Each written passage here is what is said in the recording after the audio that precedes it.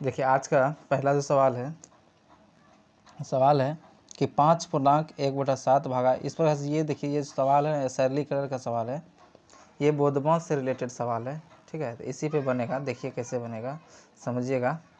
यहाँ से करना क्या है कि सबसे पहले इसका जो है कि पूर्णांक को तोड़िए, तो 7 बचेगा 35, एक कितना हो जाएगा 36, 36/7 और भाग का निशान भाग लगा दीजिएगा। उसके बाद इसको भी तोड़िए, 7 एकम 7 5 12, 12/7। उसके का लगा हुआ है तो का मतलब गुना, यहाँ पे गुना लगा दीजिए। लेकिन इसमें जो पहला जो क्रिया जो होगा वो का ही होगा। ठीक है, 3 दूनी का 6 1 7/3। तो यहाँ से सोल्व कीजिए, ये 7 से 7 खत्म हो जाएगा। उसके बाद यहाँ से 3 चौके 12, इधर बचा क्या आपका 36/7 और भाग देना है किससे, भाग देना है 4 से, भाग देना है 4 से।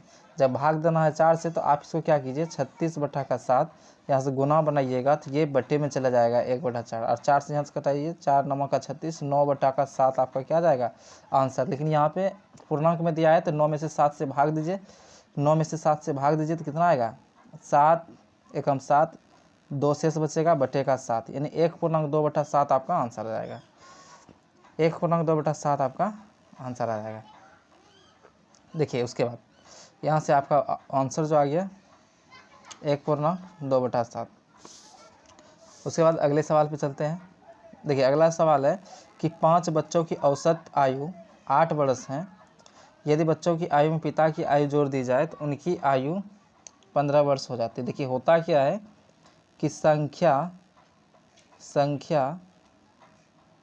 गुना औसत करने से क्या होता है कि जितने बच्चे हैं यानी बच्चों की जितना संख्या है उसका टोटल क्या निकल जाएगा, योग निकल जाएगा। ठीक है, संख्या गुना औसत बराबर योग के बराबर। उसके बाद देखिए तो संख्या यहाँ पे कितना है 5 बच्चे हैं और इसका औसत कितना है, तो इसका औसत जो है वो कितना है, औसत है 8, औसत कितना है 8।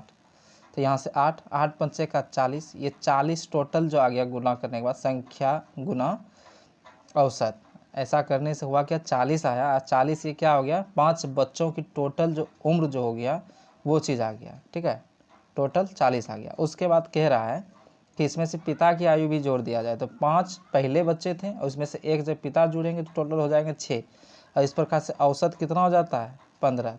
तो यहाँ से क्या होगा टोटल 6 जन हो गए यहाँ से, और 6 गुने का 15 होता है कितना 90, और 90 अगर 5 अगर बच्चे रहते तो होता है यहाँ 40, लेकिन हो गया कितना यहाँ से हो गया 90। तो ये किस कारण से हुआ, तो यहाँ से उसके पिता को जब यहाँ पे ऐड किया गया इसी कारण से यहाँ से 40 से बढ़ करके कितना हो गया 90। तो बढ़ा कितना तो 50। तो यही जो बढ़ा हुआ जो वैल्यू है यही है किसका, पिता का आयु है, किसका है पिता का आयु है। तो यहाँ से आंसर आपका 50 वर्ष हो जाएंगे। देखिए यहाँ से आंसर आपका हो गया 50 वर्ष। उसके बाद अगला जो सवाल है कि एक संख्या को 102 से विभाजित किया जाता है तो शेष फल 91 प्राप्त होता है। तो संख्या को 17 से भाग देने पे क्या बचेगा। ऐसे सवाल में होता क्या है कि जो लास्ट में शेष बच रहा है ना उसी में से आप उस संख्या से भाग दे दीजिए। ठीक है, तो 91 में से 17 से जब भाग दीजिएगा तो कितना आएगा 17 पचे का 85 और यहाँ से आपका जो आ जाएगा 6 आ जाएगा आंसर। शेष कितना आ गया 6 आ गया, आंसर आ गया आपका 6।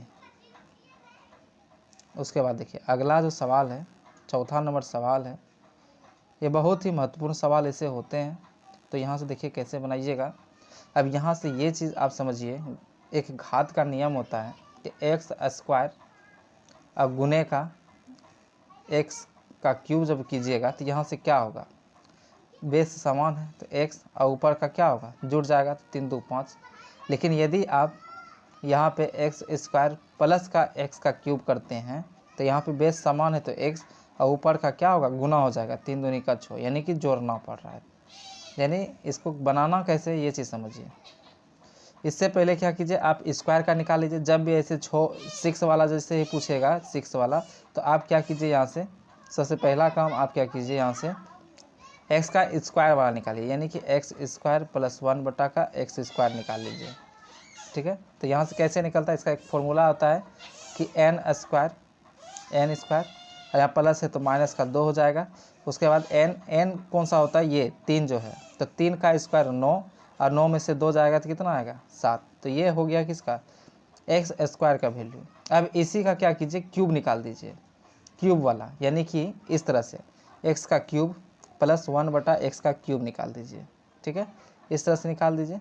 तो इसका भी फॉर्मूला क्या होता है, एक्स क्यूब के लिए फॉर्मूला क्या होता है कि n का क्यूब माइनस का 3n, n का क्यूब माइनस का 3n। तो यहाँ से n जो मानिएगा, अब इसको लेकर के चलिएगा। ठीक है, अब n जो मानिएगा इस 7 को लेकर के, तो 7 को जब यहाँ पे रखिएगा n के जगह पे, कितना होगा n का क्यूब यानी 7 का क्यूब कितना हो जाएगा 343। और उसके बाद माइनस है तो माइनस, 3 गुने का 7 यानी कितना हो जाएगा 3 गुने का 7 21 हो जाएगा, डायरेक्ट लिख दीजिए 21। फिर यहाँ से घटाइएगा तो कितना आएगा, 3 में से 1, 2, 4 में से 2, 2 और इधर 3, तो टोटल जो बनेगा वो कितना बनेगा 322 आपका आंसर आ जाएगा। 322 आपका आंसर आ जाएगा, 322 आपका आंसर। देखिए यहाँ से कुछ फॉर्मूला याद रखिएगा, अगर स्क्वायर यदि पूछा जाता है तो इसके लिए क्या होता है, n का स्क्वायर माइनस प्लस 2।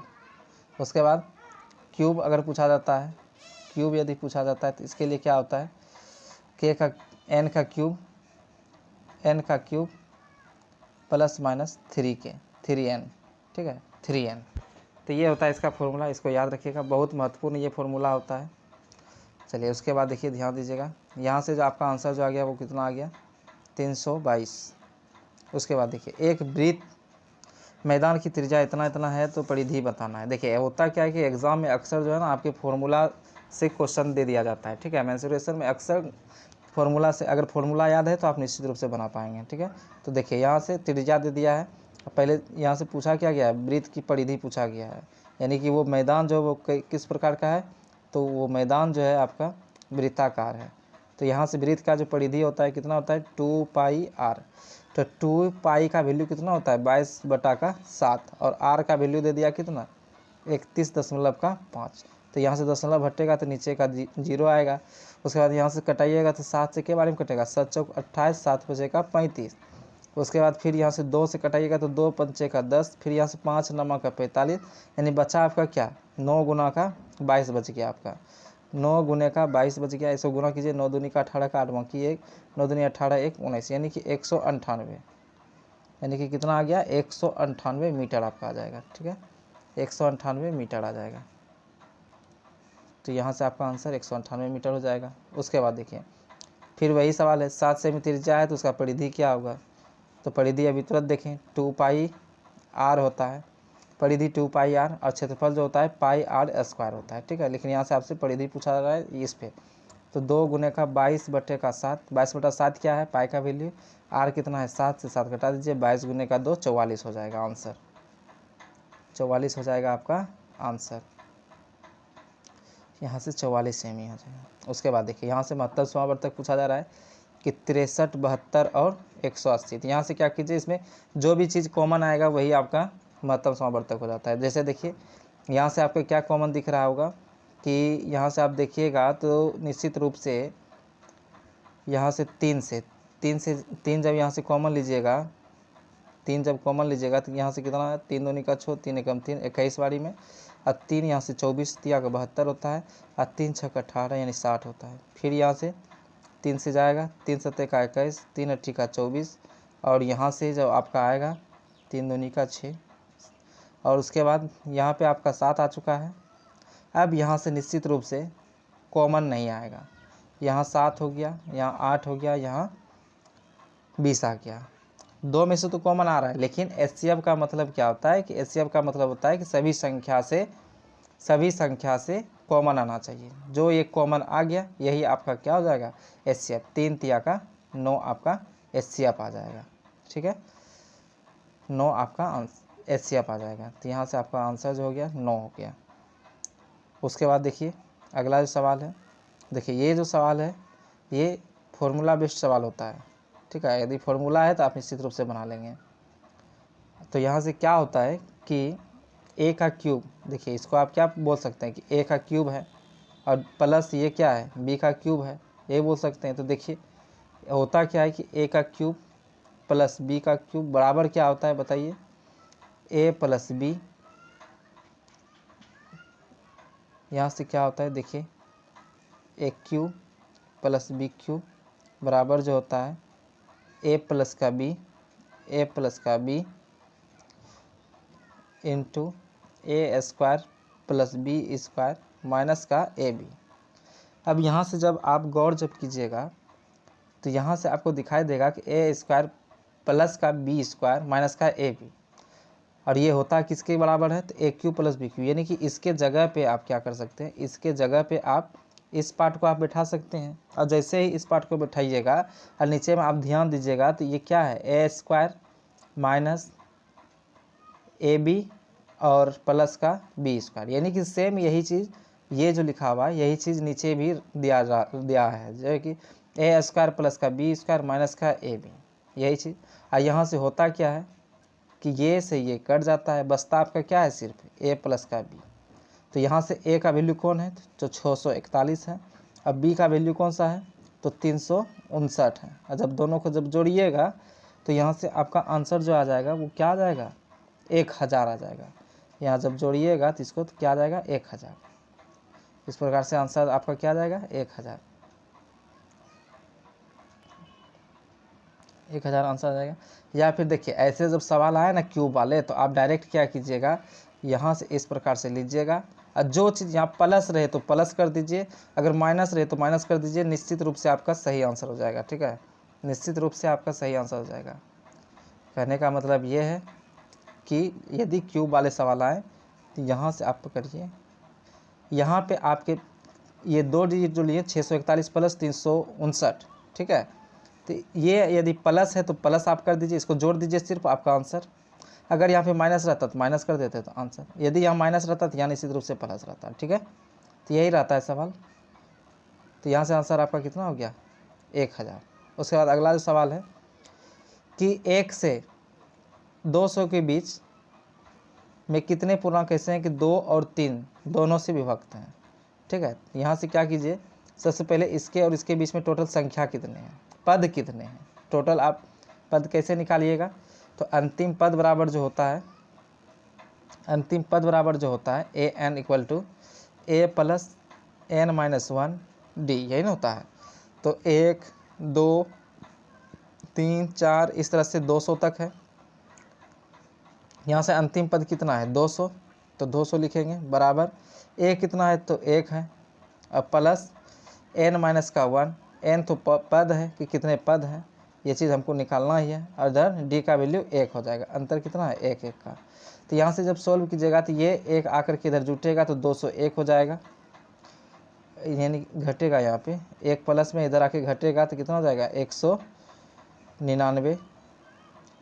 और ये जो है 1 ये बटे का 1 आ जाएगा, और बराबर इधर बचेगा n माइनस 1, और ये माइनस का 1 इधर आकर के जुट जाएगा तो हो जाएगा टोटल कितना, 200। यानी कि यहाँ से पद का जो संख्या आएगा वो कितना है, पद का जो संख्या आएगा वो कितना है, 200 है। पद की संख्या जो है वो कितने हैं, 200 पद हैं 200। अब इसमें से क्या कीजिए, पद हैं 200, यहाँ से ये जो है 2 और 3 दोनों से विभक्त होना चाहिए, तो इसका एलसीएम ले लीजिए। एलसीएम कितना आ जाएगा, 6। अब इसमें 6 से भाग दीजिए, 6 तिया का 18, फिर से 2 और 0, फिर से 6 तिया का 18। ठीक है, इस प्रकार से यहाँ से जो आपका आंसर जो आएगा वो कितना आएगा, 33 आ जाएगा। यहाँ से आप कटेगा नहीं, इसलिए आंसर कितना आ गया, 33 आपका आ जाएगा। देखिए ये तो था कि 2 और 3 से दोनों से विभक्त हो। एक सवाल आता है कि 2 और 3 से विभक्त ना हो, तो उसको अगले क्वेश्चन में जो है कि सॉल्व करेंगे। तो देखिए यहाँ से जो आपका आंसर हो गया 33। उसके बाद अगला देखिए, यहाँ से सवाल है कि स्टार का न्यूनतम मान क्या होगा जब इतना इतना पूर्णतः 9 से विभक्त हो। तो इसको कैसे सॉल्व कीजिएगा, देखिए 9 का व्यवस्था का नियम ये होता है कि सभी अंकों का योग यदि 9 से विभक्त हो रहा है तो वो संख्या क्या होगा, निश्चित रूप से 9 से विभक्त हो जाएगा। तो यहाँ से देखिए अंक जब जोड़िएगा तो 4 और 5, 4 और 5 9, 9 1 10, 10 6 16, 16 और 3 कितना होता है, 19। अब 19 में क्या ऐड करें कि 9 से विभक्त हो जाए, वही जो चीज़ जोड़िएगा वही क्या हो जाएगा, स्टार का वैल्यू हो जाएगा। यानी इसमें कितना जोड़ना पड़ेगा, यदि आप इसमें से 8 अगर जोड़िएगा तो कितना होगा, टोटल 27 हो जाएगा। यदि इसमें आप 8 जोड़िएगा तो टोटल 27, और 27 क्या होता है, 9 से विभक्त होता है। तो इस प्रकार से आंसर क्या हो जाएगा, 8 हो जाएगा। ठीक है, यहाँ से आंसर आपका 8 आ जाएगा। देखिए अगला जो सवाल है, अब ये है जीके जीएस का कुछ सवाल है, इसको सोल्व कर लेते हैं। देखिए श्रव्य तरंगों का जो परिसर होता है वो क्या होता है। देखिए देखिए होते कितने हैं, एक होते हैं अवश्रव्य होते हैं, और होते हैं श्रव्य, और एक होते हैं क्या, पराश्रव्य। तो अवश्रव्य का जो होता है 20 हर्ट्ज से नीचे, 20 हर्ट्ज से नीचे। अश्रव्य जो होता है 20 हर्ट्ज से 20 किलो हर्ट्ज के बीच। ठीक है, अपराश्रव्य जो होता है 20 किलो हर्ट्ज के 1000 हर्ट्ज से अधिक के रेंज को क्या कहते हैं, पराश्रव्य। तो यहाँ से ये चीज़ हो गया। अब उसके बाद समझिए कि यहाँ से श्रव्य तरंग जो होते हैं इसी को मनुष्य लोग जो है कि सुन सकते हैं। इसी रेंज को पूछा जाता है सवाल कि मनुष्य किस श्रव्य को सुन पाते हैं, तो कौन सा होगा, श्रव्य तरंग हो जाएंगे। ठीक है, और पराश्रव्य क्या होते हैं, जैसे चमगादड़ हो गया, ये सब जो होते हैं ये सब क्या करते हैं कि पराश्रव्य तरंग के कारण से ही चल पाते हैं। या फिर कुत्ता ले लीजिए, बिल्ली ले लीजिए, ठीक है, ये सब जो है पराश्रव्य तरंग को सुन पाते हैं। उसके बाद डॉपलर का जो प्रभाव होता है सुने होंगे, ये पराश्रव्य जो ध्वनि है, पराश्रव्य तरंग जो है, इसे गाल्टन के द्वारा सीटी बजा करके उत्पन्न किया जा सकता है। ठीक है, उसके बाद देखिए यहाँ से आंसर जो आपका हो गया श्रव्य तरंग के लिए 20 हर्ट्ज से 20,000 हर्ट्ज के बीच। उसके बाद देखिए ध्वनि किसमें गमन नहीं कर सकती, बहुत इंपॉर्टेंट है और बहुत सस्पिशन भी होता है इस सवाल में। ठीक है, तो यहाँ से जो आपका आंसर जो होगा वो क्या होगा, निर्वात। निर्वात में ध्वनि नहीं चल सकती है। निर्वात में प्रकाश गमन करती है, लेकिन निर्वात में ध्वनि गमन नहीं कर सकती है। बहुत बार पूछा गया है सवाल, अब बहुत सस्पिशन भी होता है, इसको अच्छे से याद रखिएगा। उसके बाद देखिए यहाँ से थोड़ा सा ध्वनि के बारे में समझ लीजिए। ध्वनि जो होता है, ध्वनि कितने प्रकार के, 2 प्रकार के, एक यांत्रिक एक अयांत्रिक। ठीक है, और यांत्रिक में जो आता है जिसे माध्यम की ज़रूरत हो तो वो यांत्रिक हो गया। यांत्रिक में से जो आता है 2 प्रकार, कौन कौन, अनुदैर्ध्य और अनुदैर्ध्य आते हैं, और उसके बाद क्या आते हैं, अनुप्रस्थ। तो अनुदैर्ध्य यहाँ से अनुप्रस्थ हो गया, और उसके बाद क्या होता है, अनुदैर्ध्य।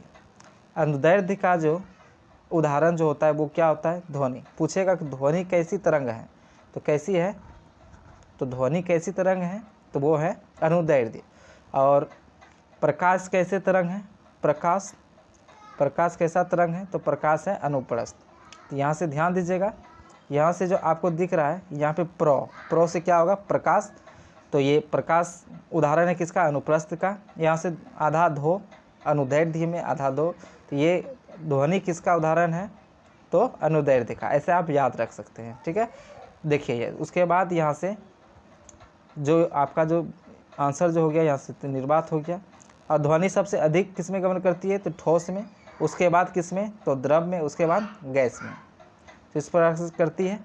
उसके बाद देखिए किस तरंग का प्रयोग बैक्टीरिया को नष्ट करने के लिए किया जाता है, तो यहाँ से जो होगा वो क्या होगा, परावैंगिक किरण। ठीक है, परावैंगिक किरण का प्रयोग बैक्टीरिया को नष्ट करने के लिए किया जाता है।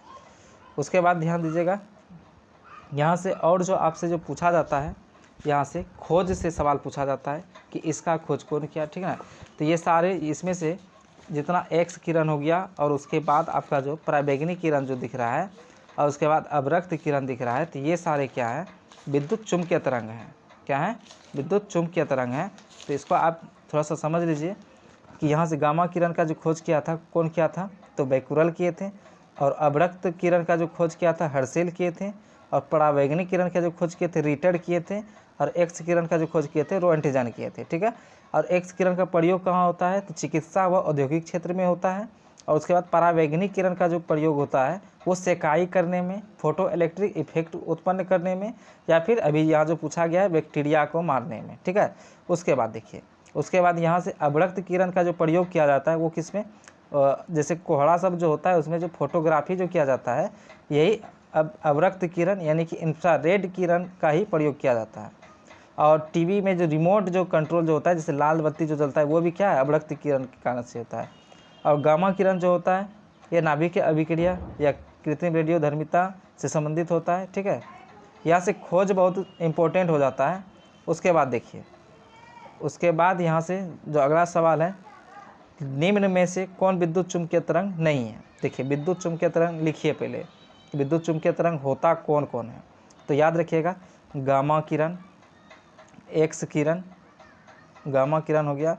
उसके बाद यहाँ से लिखिएगा एक्स किरण हो गया, एक्स रे हो गया, एक्स किरण हो गया। उसके बाद आपका यहाँ से जो होगा परावैंगनिक किरण हो गया, परावैंगनिक किरण लिखिएगा, परावैंगनिक किरण हो गया। और उसके बाद आपका अवरक्त किरण हो गया। और उसके बाद और जो आपका ये जो हो जाएगा दृश्य विकिरण हो जाएगा, दृश्य विकिरण हो जाएगा। उसके बाद आपका लघु रेडियो तरंग या सूक्ष्म रेडियो तरंग, और उसके बाद दीर्घ रेडियो तरंग। यहाँ से 4 3 7 हो गए टोटल। 7 जो है कि आपकी क्या है विद्युत चुम्बकीय तरंग है। इसका खोज तो अभी देख ही लिए। उसके बाद देखिए इसमें से याद कैसे कीजिएगा लंबे समय तक। देखिए याद रखिएगा गामा किरण का खोज कौन क्या था, गामा किरण का खोज रिटर किए है बैकुरल किए थे। एक्स किरण का खोज रोएंटजन किए थे। परावैंगनिक किरण का खोज रिटर किए थे। और उसके बाद अवरक्त किरण का जो खोज किए थे हर्सेल किए थे। और उसके बाद दृश्य किरण का जो खोज किए थे न्यूटन किए थे, न्यूटन। और लघु किरण का जो खोज किए थे लघु रेडियो तरंग का हेनरिक हर्ट्ज किए थे। और दीर्घ रेडियो तरंग का जो खोज किए थे मार्कोनी किए थे। देखिए इसको कैसे याद रखिएगा, थोड़ा सा ध्यान दीजिए। लघु रेडियो तरंग, लघु का मतलब क्या होता है कम यानी हानि, तो हानि से हेनरिक हर्ट्ज याद रखिएगा। हानि से हेनरिक हर्ट्ज यानी लघु से हानि समझिएगा कम। और दीर्घ से ज़्यादा समझिएगा यानी कि एम से मैक्सिमम यानी मैक्सिमम। और मार्कोनी एम से मैक्सिमम और एम से मार्कोनी होता है। ठीक ना, ऐसे याद रखिएगा। दीर्घ का मतलब मैक्सिमम यानी मार्कोनी, लघु का मतलब हानि यानी कि हेनरिक हर्ट्ज। और दृश्य का मतलब न्यूटन साहब जो थे बगीचा गए थे और वहाँ पे सेब जो गिरा था वो उसने क्या किया था दृश्य देखा था, इसीलिए दृश्य विकिरण का खोज कौन न्यूटन साहब। उसके बाद अवरक्त किरण का मतलब क्या है, किसी को रक्त का कमी, समझ लीजिए किसी को रक्त का कमी हो गया तो उस भाई साहब को क्या होगा कि रक्त मिल गया तो वो क्या हुए हर्ष उठे। ठीक ना, यानी कि अवरक्त किरण का खोज कौन किए हर्सेल किए। ठीक है, यहाँ से याद रखिएगा। परावैंगनिक किरण का आप ऐसे याद रखिएगा रिटर, एक्स किरण का रोएंटजन और गामा किरण का बैकुरल। तो यहाँ से ट्रिकी वर्ड जब थोड़ा बहुत जब रिलेट करके जब कीजिएगा ना तो होता क्या है कि ज़्यादा से ज़्यादा देर तक याद रह जाता है। तो उसके बाद देखिए अगला जो सवाल है, तो यहाँ से जो आपका जो देखिए ये सारे जो अभी क्या क्या बताएं आपको, अवरक्त किरण क्या है विद्युत चुम्बकीय तरंग। और उसके बाद सूक्ष्म तरंग या लघु तरंग अभी क्या बताएं विद्युत चुम्बकीय तरंग के उदाहरण है। एक्स किरण भी क्या है विद्युत चुम्बकीय तरंग। तो पराश्रव्य तरंग जो है ये क्या है विद्युत चुम्बकीय तरंग नहीं है। ठीक है, ये क्या है विद्युत चुम्बकीय तरंग नहीं है। आप यहाँ से याद भी रख सकते हैं कि विद्युत चुम्बकीय तरंग कौन कौन से नहीं है। तो लिखिएगा कैथोड किरण, कैथोड किरण। और उसके बाद लिखिएगा कैनाल किरण, कैनाल किरण, कैनाल किरण। और उसके बाद लिखिएगा अल्फा किरण और उसके बाद बीटा किरण, दोनों हो गया। उसके बाद ध्वनि तरंगे हो गए और उसके बाद प्राश्रव्य तरंगे होंगे। ठीक है, प्राश्रव्य तरंगे होंगे। ये सारे क्या है विद्युत चुम्बकीय तरंग नहीं है, ये सारे क्या है विद्युत चुम्बकीय तरंग नहीं है। तो चलिए यहाँ से जो आपका आंसर हो गया वो क्या हो गया प्राश्रव्य तरंग। चलिए अगला जो सवाल है, अगला सवाल क्या है, यहाँ से हो गया प्राश्रव्य और किस रंग बैक्टीरिया से, तो यहाँ से आपका आंसर परावैंगनी हो जाएगा। देखिए यहाँ से फिर एम द्रव्यमान के कण गतिज ऊर्जा ई, इसका संवेग क्या होगा। तो यहाँ से देखिए संवेग क्या होगा, तो होता क्या है कि एक तो गतिज ऊर्जा का जो फॉर्मूला होता है वो क्या होता है गतिज ऊर्जा के लिए, गतिज ऊर्जा के लिए क्या होता है हाफ mv²। और एक होता है क्या, एक होता है जब संवेग रहे तो p²/2m, गतिज ऊर्जा क्या है p²/2m। तो इसी से रिलेट करके आपसे पूछा गया है सवाल। देखिए क्या होगा यहाँ से आंसर, यहाँ से आपका आंसर जो आने वाला है वो क्या आएगा कि गतिज ऊर्जा यहाँ से कितना दे दिया है k दे दिया है, गतिज ऊर्जा आपका यहाँ से के दे दिया है, तो गतिज ऊर्जा यानी कि डायरेक्ट आपके अच्छा ई दिया है ना, ई लगा लीजिए, ई दे दिया है। और होता क्या है गतिज ऊर्जा बराबर पी स्क्वायर यानी कि संवेग का स्क्वायर बट्टे का 2m। तो यहाँ से संवेग पूछ ही रहा है तो पी स्क्वायर बट्टे का 2m, m क्या है द्रव्यमान जो कि m ही दिया है, तो m यहाँ पे लगा लीजिए। उसके बाद ये जो 2m है ये भाग में इधर आके गुना हो जाएगा, तो 2m ई और बराबर का कितना p का स्क्वायर, और ये स्क्वायर हटेगा तो यहाँ रूट चढ़ेगा, तो रूट अंडर 2m ई क्या हो गया आपका संवेग आ गया। ठीक है, रूट अंडर 2m ई क्या आ गया संवेग आ गया। तो यहाँ से जो आपका जो आंसर आ जाएगा वो क्या आ जाएगा, रूट अंडर 2m ई आपका आंसर आ जाएगा। देखिए उसके बाद आगे जब बढ़िएगा तो 16 नंबर जो सवाल है वो क्या है, 16 नंबर सवाल कह रहा है कि किस पदार्थ की प्रत्यास्थता अधिक होती है। तो प्रत्यास्थता का मतलब क्या होता है, जैसे स्प्रिंग है ना, जैसे स्प्रिंग में आप क्या कीजिएगा, जब बल जब लगाइएगा तो वो एक प्रकार से क्या होगा हिलना स्टार्ट हो जाएगा, और जब फिर उससे वो बल जब हटा देंगे यानी उसको जब आप फिर से अस्थिर करेंगे तो वो अस्थिर अपने पुनः अवस्था में आ जाएगी, तो उसी को क्या कहा जाता है प्रत्यास्थता कहा जाता है। ठीक है, तो प्रत्यास्थता यहाँ पे किसका ज़्यादा होगा, तो यहाँ से जो ज़्यादा जो होगा वो किसका होगा स्टील का हो जाएगा। ठीक है, उसके बाद देखिए वर्षा की बूंदें किस कारण से गोल होती हैं, तो ये पृष्ठ तनाव के कारण से होता है, पृष्ठ तनाव के कारण से। ठीक है, उसके बाद देखिए हॉर्नबिल त्यौहार, ठीक है, हॉर्नबिल त्यौहार कहाँ मनाया जाता है, ये सवाल आपसे पूछा गया है कि हॉर्नबिल त्यौहार कहाँ मनाया जाता है, तो बहुत ही महत्वपूर्ण सवाल है। ये कहाँ मनाया जाता है, नागालैंड में 1 दिसंबर से 10 दिसंबर तक ये मनाया जाने वाला पर्व है हॉर्नबिल। बहुत बार ये सवाल पूछा गया है। ठीक है, उसके बाद देखिए केरल में कौन सा मनाया जाता है, ओणम, केरल में कौन सा मनाया जाता है ओणम पर्व मनाया जाता है। उसके बाद उत्तराखंड में जो मनाया जाता है वो कौन सा मनाया जाता है, तो उत्तराखंड में आपका एक तो फूलदेई और एक हरेला, एक फूलदेई महोत्सव, फूलदेई महोत्सव, फूलदेई महोत्सव, और एक वहाँ पे चमोली एक ज़िला है जो कि जिसे क्या कहा जाता है फूलों की घाटी कहा जाता है। ठीक है, और फूलदेई महोत्सव भी कहाँ मनाया जाता है उत्तराखंड में, और एक पर्व है क्या हरेला, एक और उत्सव है क्या हरेला, ये दोनों फूलदेई और हरेला महोत्सव जो है ये कहाँ मनाया जाता है उत्तराखंड में। उसके बाद देखिए उसके बाद और एक दो सवाल जान लीजिए, यहाँ से हरियाणा में क्या मनाया जाता है, तो बैसाखी पर्व मनाया जाता है। और उसके बाद पोगल, पोगल बहुत महत्वपूर्ण है, पोगल कहाँ पे मनाया जाता है तमिलनाडु में, पोगल कहाँ मनाया जाता है तमिलनाडु में। और तवांग, तवांग देखिए एक बौद्ध मठ भी है, तवांग जो है कि बौद्ध मठ भी है, तो ये कहाँ है अरुणाचल प्रदेश में। और तवांग उत्सव भी कहाँ मनाया जाता है अरुणाचल प्रदेश में ही। ठीक है, उसके बाद सिंधु दर्शन कहाँ से है लद्दाख से। एक होता है लोसार, एक होता है क्या लोसार, तो लोसार कहाँ पे मनाया जाता है लोसार महोत्सव, और सिंधु दर्शन ये दोनों लद्दाख में, कहाँ पे लद्दाख में। और एक होता है लोसांग, एक होता है लोसांग महोत्सव, ये कहाँ पे तो सिक्किम में, ये कहाँ पे तो ये सिक्किम में मनाया जाता है।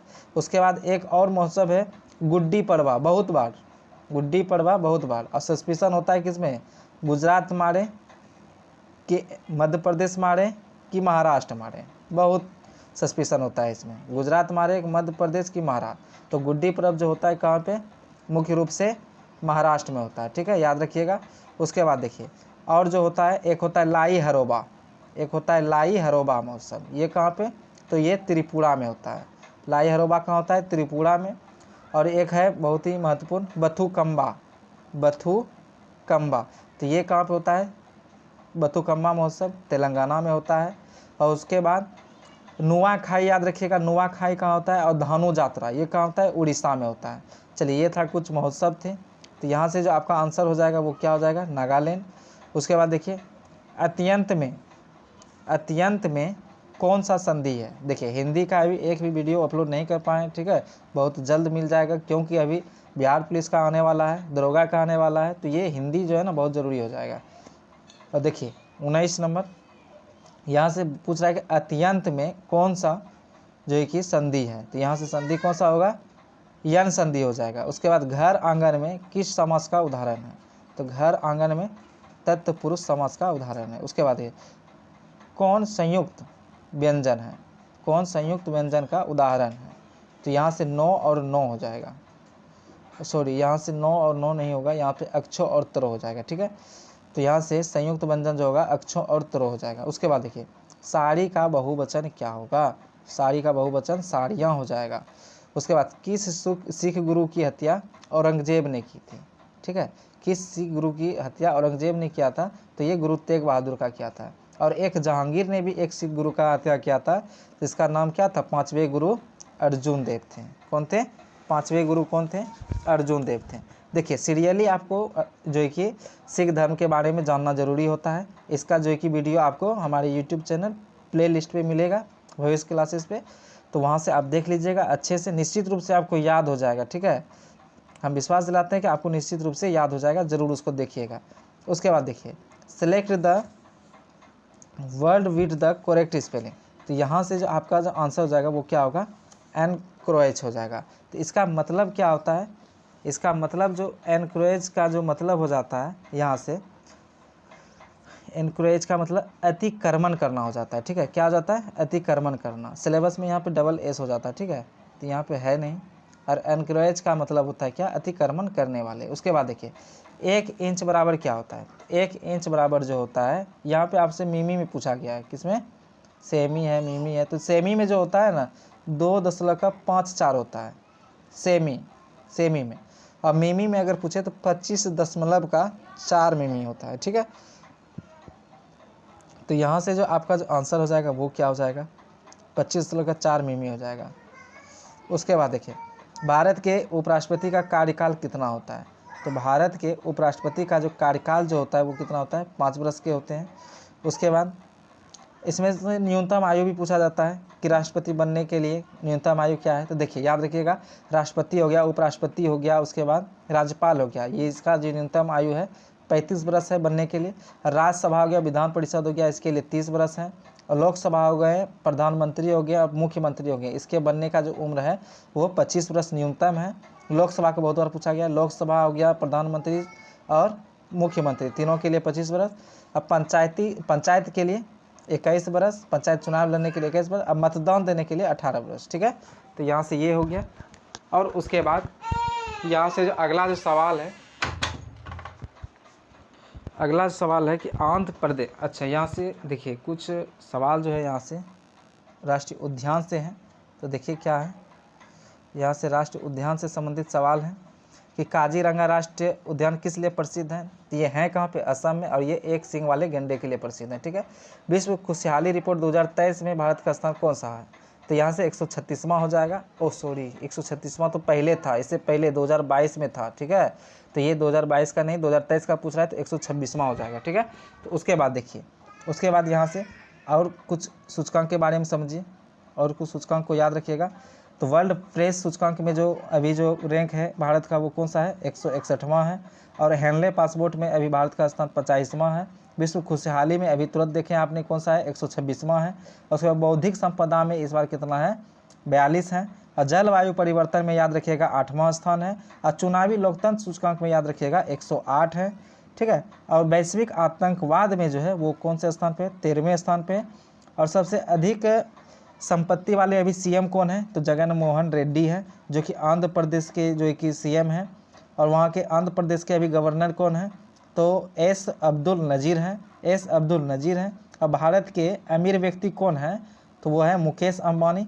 और उसके बाद अगर हम पूछें कि दुनिया के सबसे अमीर व्यक्ति कौन है, दुनिया के सबसे अमीर व्यक्ति कौन है, वो कौन है, लिख लीजिएगा, बर्नार्ड अर्नोल्ट, ठीक है, ये है सबसे अमीर व्यक्ति। और दूसरे नंबर के अमीर व्यक्ति कौन है, तो एलन मस्क हैं, जो कि टेस्ला कंपनी जो कि इलेक्ट्रिक कार वगैरह बनाती है। और तीसरे नंबर पे है जेफ बेजोस, ठीक है। और उसके बाद ये जेफ बेजोस जो है ये अमेजन के क्या हैं, अमेजन के चेयरमैन हैं। और देखिए अभी किसको बनाया गया, एंडी जेसी को। उसके बाद ट्विटर का अभी जो है कि सीईओ जो है कि नई जो है कि नियुक्त जो हुई है वो कौन है, लिंडा याकारिनो, यही अभी तुरंत जो है कि अभी लेटेस्ट में क्या है कि ट्विटर की सीईओ बनी है। देखिए इसके बाद आगे देखिए यहाँ से क्या क्या था आंसर, ये 5 था, ये था एक सींग वाले गेंडा, खुशहाली में 136वां है। उसके बाद यहाँ से आंध्र प्रदेश का जो राजधानी है अभी विशाखापत्तनम बन चुका है। हैदराबाद किसका राजधानी है? तेलंगाना का है। तेलंगाना का स्थापना तो पता ही है 2 जून 2014। चेन्नई है तमिलनाडु का। तिरुवनंतपुरम किसका राजधानी है? तो केरल का। उसके बाद देखिए, उसके बाद FIH प्रो लीग 2022-23 के लिए भारतीय हॉकी टीम का कप्तान किसे बनाया गया है? तो यहाँ पे कौन होगा? हरमनप्रीत कौर। देखिए 2020 में टोक्यो का जो हुआ था, यानी 21 में हुआ था, तो वो उसमें जो था हॉकी टीम का कप्तान वो कौन था? मनप्रीत सिंह था। ठीक है, यहाँ से और देखिए हॉकी के बारे में भी लेटेस्ट में भी बहुत सारा जो कि मैच वगैरह हुआ है, वर्ल्ड कप भी हुआ है, तो उसके बारे में थोड़ा सा समझिए कि वर्ल्ड कप जो हुआ था। देखिए यहाँ से थोड़ा सा ध्यान दीजिएगा कि हॉकी का जो अभी जो विश्व कप जो हुआ था 2023 में, वो कहाँ पे हुआ था? तो ये भारत में ही हुआ था। ठीक है, भारत में ही हुआ था। और ये कौन से नंबर के संस्करण थे? ये 15वें नंबर के मैच थे। ठीक है ना, यानी कि वर्ल्ड कप थे। और इसमें से हुआ कहाँ था मैच? तो कलिंगा स्टेडियम भुवनेश्वर में हुआ था। और साथ ही साथ एक और स्टेडियम बिरसा मुंडा स्टेडियम जो कि राउरकेला में स्थित है। और राउरकेला पता है कि क्या है? वो एक स्टील प्लांट भी है वहाँ पे। और कहाँ पे स्थित है? तो उड़ीसा में। ठीक है, तो कौन कौन से स्टेडियम है? कलिंगा स्टेडियम हो गया, बिरसा मुंडा स्टेडियम हो गया। उसके बाद देखिए, उसके बाद इसमें से जो जीता जो था वो कौन जीता था? जीता देखिए, इसका आयोजन तो हो गया आपका कहाँ पे? उड़ीसा में हो गया। उसके बाद जीता कौन था? तो जीता था जर्मनी। किसको हरा करके जीता था? तो बेल्जियम को हरा करके। किसको हरा करके जीता था? तो बेल्जियम को हरा करके। उसके बाद उड़ीसा के अभी जो गवर्नर हैं वो कौन है? गणेशी लाल है। गवर्नर है वो कौन है? गणेशी लाल है। गणेशी लाल है। और उसके बाद CM जो है वो कौन है? नवीन पटनायक जी हैं। नवीन पटनायक जी हैं। और उसके बाद इसमें से और याद रखिएगा क्या कि अभी जो वर्तमान में कप्तान जो हैं अभी भारत के वो कौन कौन से हैं? अभी तुरंत आपने देखे क्या था? हरमनप्रीत कौर। हरमनप्रीत कौर तो वहाँ चला गया जो है कि किसमें से? देखिए हरमनप्रीत सिंह हो जाएगा यहाँ पे, हरमनप्रीत सिंह हो जाएगा। उसके बाद यहाँ से महिला में जो कप्तान है वो कौन है? रानी रामपाल। रानी रामपाल। ठीक है, इसको याद रखिएगा। चलिए अब मिलते हैं अगले वीडियो में। निश्चित रूप से आपको अच्छा लगा होगा। अगर अच्छा लगा होगा तो आप अपने दोस्तों के साथ ज़रूर से शेयर करें। और हमारे अभी नए लेटेस्ट जो है कि टेलीग्राम चैनल बना है, वहाँ से आपको बहुत सारे जो है कि स्टडी मटेरियल मिलने वाला है। ठीक है, तो आप जल्दी से जल्दी क्या कीजिए, वहाँ पे ज्वाइन कर जाइए। ठीक है, तो चलिए धन्यवाद हमारे साथ बने रहने के लिए।